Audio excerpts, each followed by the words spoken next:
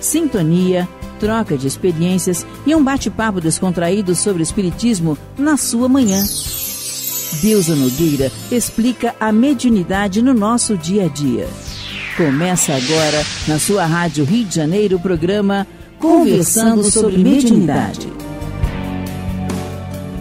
Amados ouvintes da Rádio Rio de Janeiro, meu nome é Deusa Nogueira. Estamos conversando sobre a mediunidade.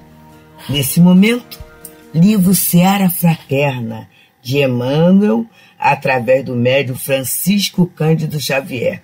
Desculpe que não é Seara Fraterna, não. É Seara dos Médiuns. É que eu estava pensando na fraternidade e acabei trocando. Mas é Seara dos Médiuns, que na verdade seria excelente que nós partíssemos e fôssemos uma seara realmente fraterna.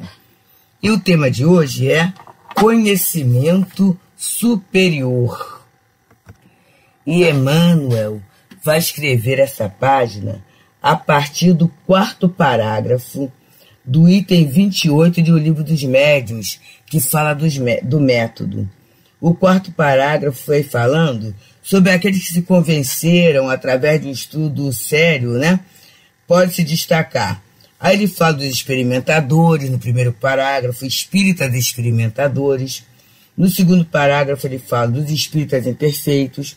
No 3º parágrafo, dos espíritas cristãos.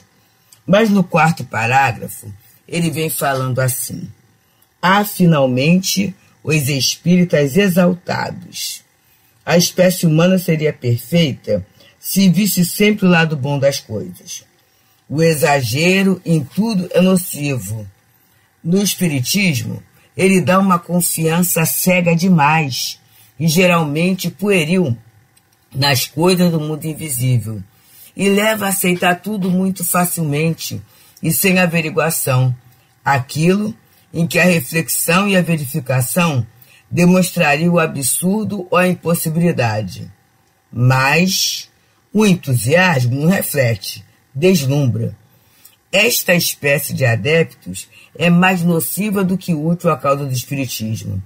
São os menos aptos para convencer alguém, porque, com razão, desconfia-se do bom senso deles. São de muito boa fé enganados, quer por espíritos mistificadores, quer por homens que procuram explorar-lhe a credulidade. Se apenas eles sofressem as consequências, não haveria senão meio mal.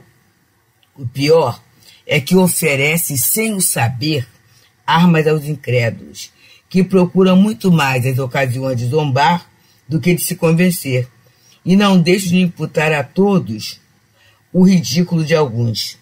Certamente, isso não é justo nem racional, mas, como se sabe, os adversários do espiritismo só reconhecem a sua própria razão, como sendo a recomendável, e conhecer a fundo o de que falam é a menor de suas preocupações. Então, aqui ele está falando daquele momento que a gente pode ser aquele instrumento para a incredulidade, para a dificuldade. É aquele momento em que eu entro no fanatismo, em que eu entro na exaltação, em que eu coloco que tudo é ação espiritual sem analisar, sem passar pelo crivo da razão.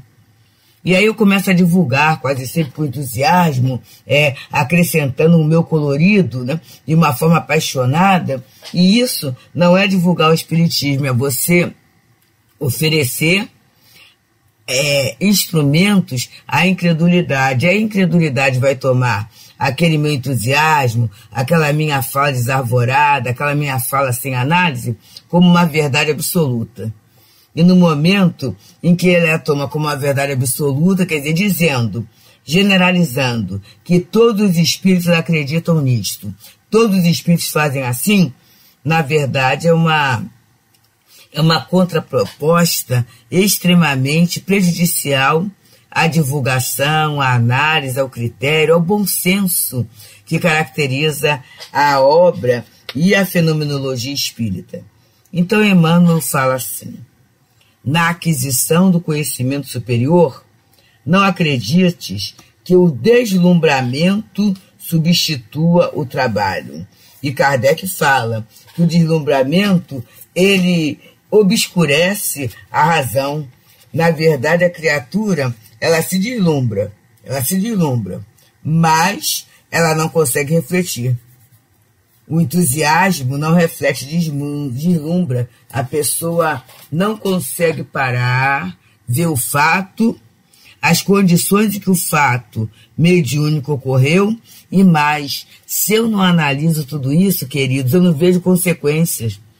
Então eu vou aumentando, divulgando, falando, sem medir as consequências morais do fenômeno, que é o principal motivo dele acontecer.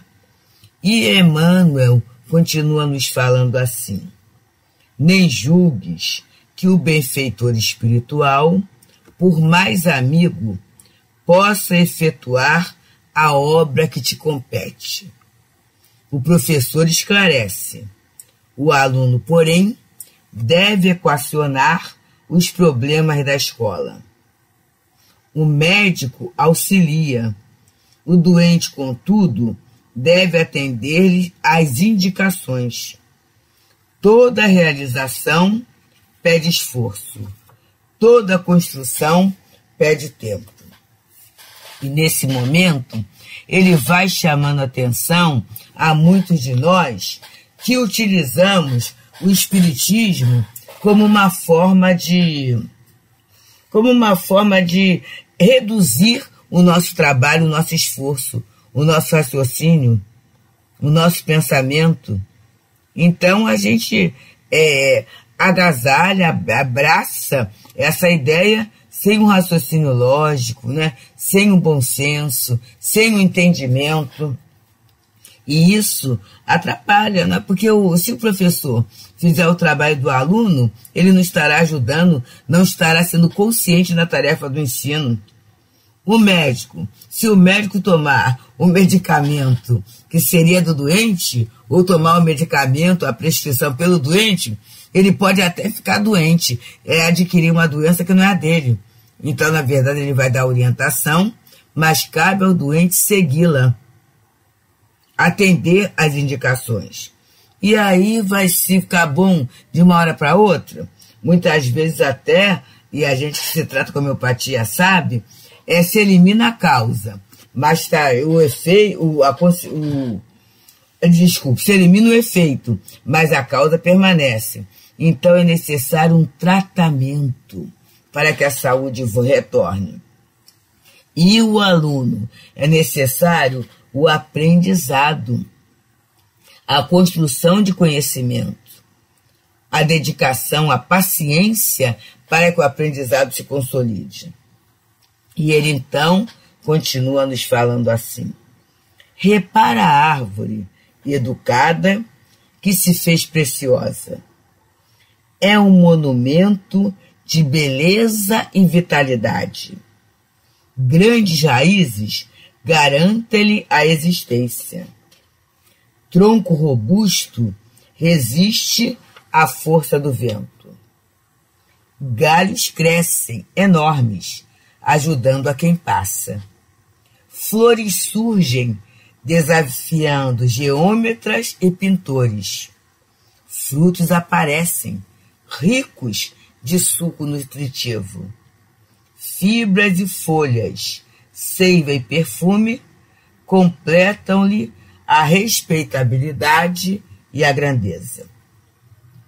Lembremo-nos, no entanto, de que o prodígio, atingindo às vezes centenas ou milhares de quilos, estava contido, em essência, na semente pequenina de apenas algumas gramas.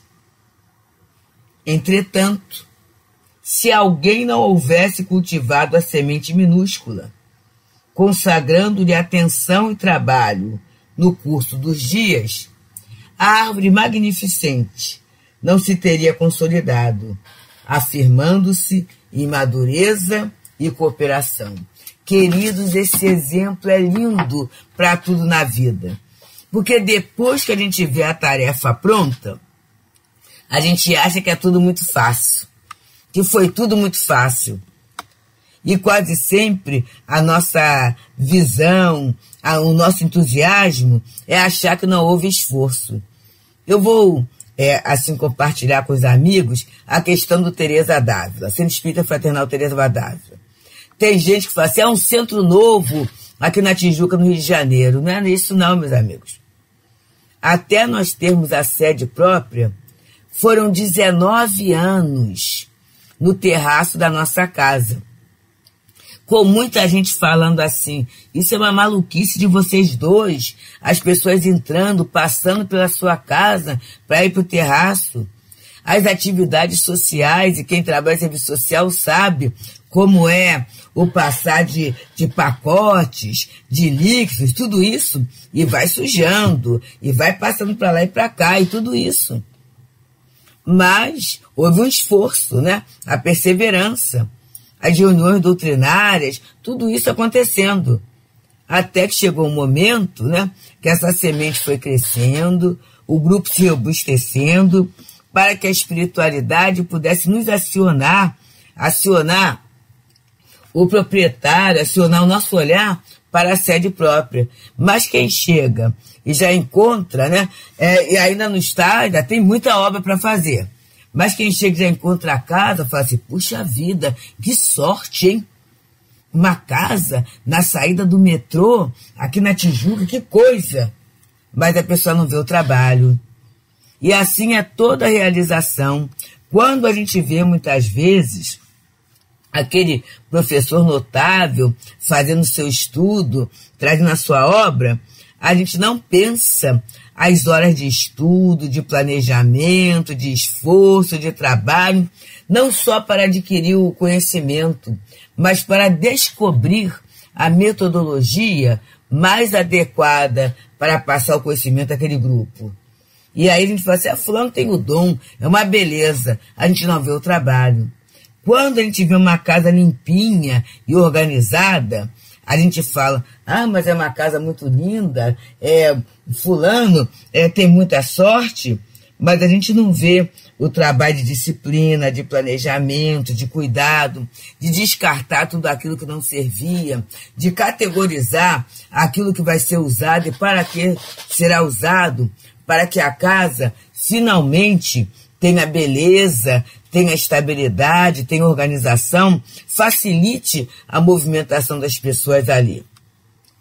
Quando a gente observa a Rádio Rio de Janeiro com essa programação toda, meus amigos, e aí estamos falando com muitos companheiros do movimento espírita que sabem a dificuldade que é montar uma grade de expositores, de trabalhadores no estudo, para que a casa se mantenha, as reuniões se mantenham, para que haja esse entrosamento entre diferentes casas. É difícil, porque todo mundo tem agenda, e todos nós, no trabalho, somos voluntários. Então, como é que a gente vai conseguir montar aquela grade naquele dia, naquele horário? É um trabalho importante. Os cursos, né? Como é que vamos conseguir os expositores para os cursos, os trabalhadores, os facilitadores a trabalho? Mas quando a gente vê a grade, a programação de uma casa toda montadinha, a gente vai assim, puxa, mas que sorte, hein? Aquela casa atrai pessoas que são trabalhadores excelentes. A gente não sabe o quanto de trabalho, o quanto de esforço para que aquilo fosse montado. Então, qual seria a semente, meus amigos? A semente é a vontade. A semente é o desejo de fazer. A semente é muitas vezes a intuição que a espiritualidade lança para que tal ou qual trabalho possa ser concretizado. Essa é a semente. Esse é a programação.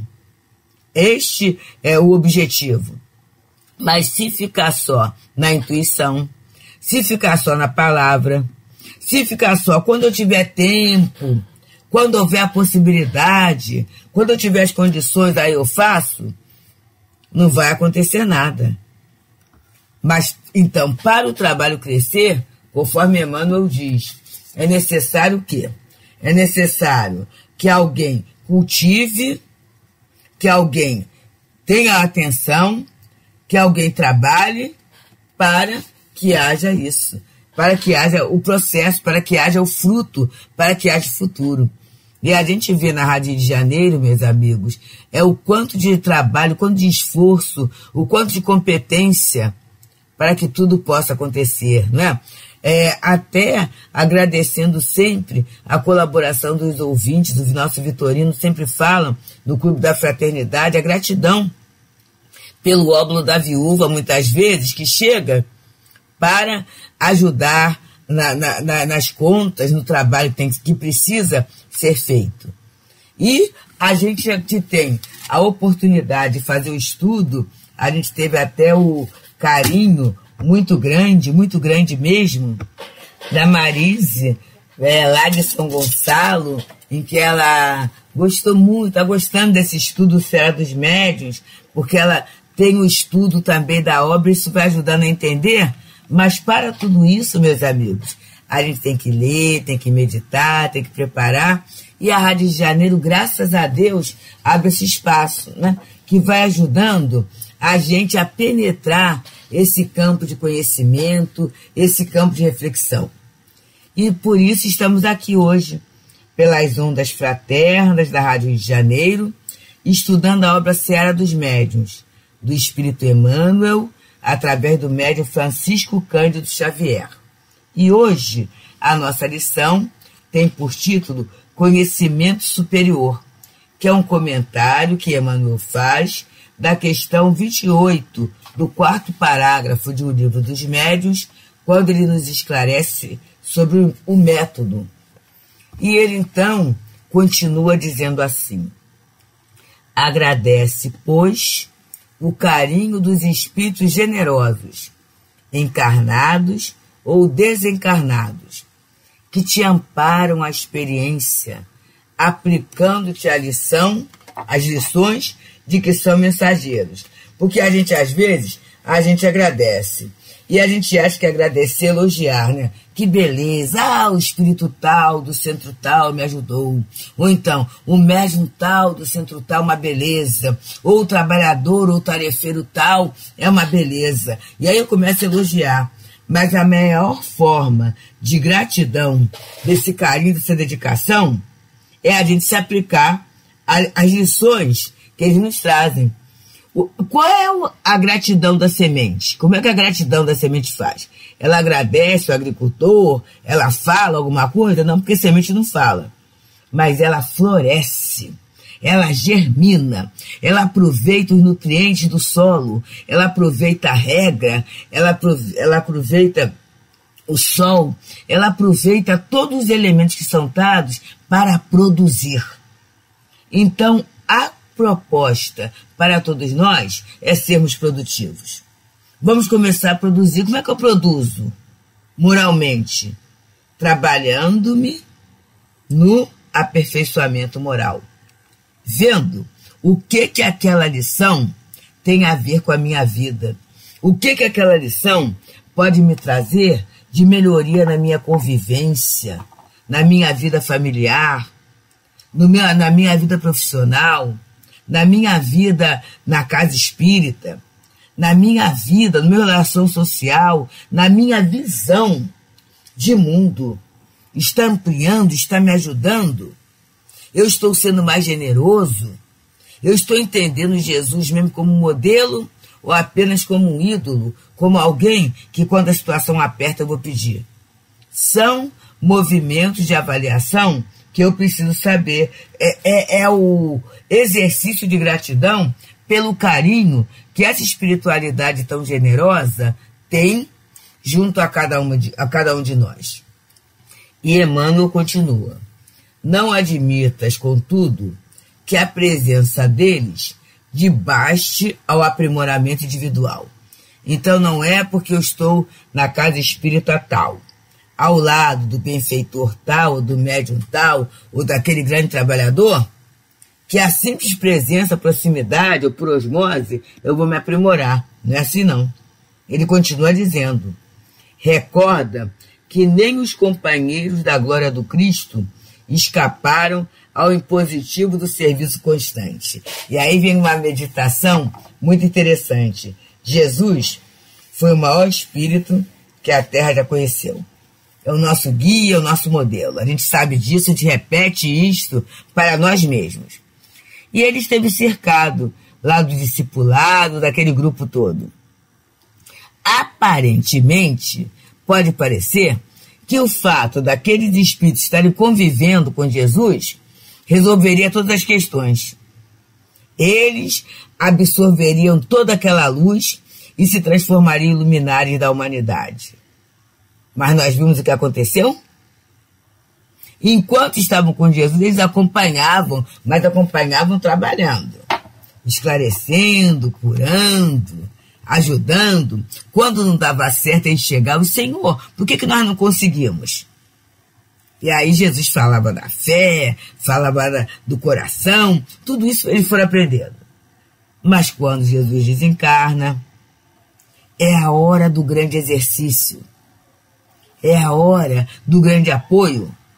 E aí começam eles a trabalhar e a trabalhar e a trabalhar muito. E nesse trabalho brilha a vossa luz. E nesse trabalho o legado nos é dado. E é um serviço constante. Não é só por um dia, por um tempo, não. É o tempo todo. Eles desencarnam trabalhando, meus amigos. Os discípulos e os apóstolos de Jesus desencarnam trabalhando. João, bem idoso, continuou trabalhando. Pedro, também idoso, trabalhando. Então é até uma lição para nós, naquele momento que a gente acha que pode deixar de trabalhar porque já fez muito, porque já serviu muito. Mas essa espiritualidade generosa, eles não deixam de trabalhar, não. E vamos nos lembrar da frase de Jesus: meu Pai trabalha até agora e eu trabalho também. E Emmanuel encerra esta lição belíssima, intitulada Conhecimento Superior, assim: os apóstolos que lhe respiraram a convivência, quer dizer, a convivência de Jesus, não repousam ante as flamas do Pentecostes, mas seguem luta adiante, de renúncia em renúncia, adquirindo pouco a pouco a grande libertação. E Saulo de Tarso, visitado pelo próprio Mestre em pessoa, não para sob o jorro solar da senda de Damasco, mas avança de suplício em suplício, assimilando a preço de sofrimento o dom da divina luz. Então ele fala em 2 episódios. Primeiro, Pentecostes, que é aquele momento que os espíritos os apóstolos recebem, os discípulos recebem o dom, né? A mediunidade xenoglóssica, o desenvolvimento da mediunidade xenoglóssica. E a palavra de Jesus, o Evangelho, é pregado nas línguas de cada um. E a ponto das pessoas falam assim: mas eles não estão cheios de mosto, quer dizer, não estão embriagados? Mas eles estavam falando de forma clara. E Pedro faz um discurso lindíssimo que está em Atos dos Apóstolos. Varões israelitas. E ele vai falando. É a mediunidade ali. Daí se falar o Pentecoste, né, sendo ligado à mediunidade. E até determinados setores do protestantismo, seu pentecostalismo, né, o pentecostalismo, por quê? São ações baseadas no fenômeno mediúnico, são estruturas formadas a partir do fenômeno mediúnico. Mas eles não pararam naquele fenômeno, naquela glória, continuaram a trabalhar e trabalhar muito, inclusive o trabalho braçal para a manutenção da obra cristã. Temos em Saulo de Tarso. O próprio Jesus o procura na estrada de Damasco. E ele poderia se centrar num trono e falar assim: olha, Jesus me visitou, está resolvido.